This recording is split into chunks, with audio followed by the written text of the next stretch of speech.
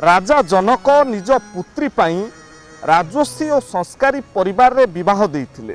तथापि माता सीता सारा जीवन दुख और कष्ट रे रहिले।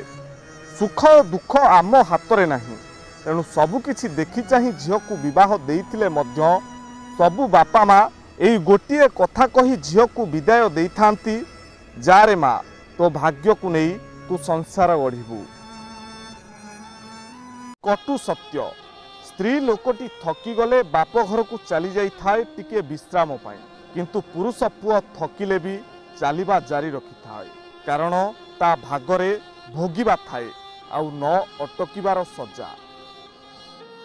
आमर प्रथम गुरु माता जे जन्म देइछंती, द्वितीय गुरु माता पृथ्वी जहाँ उपरे आमे बढ़ीछु, तृतीय गुरु पिता जहाँक आंगुठी धरिथिलु, चतुर्थ गुरु शिक्षक जहाँक ठारू आमे शिक्षा ग्रहण कलु, पंचम गुरु आध्यात्मिक जहाँक ठारू आमे सत ज्ञान पाइलु।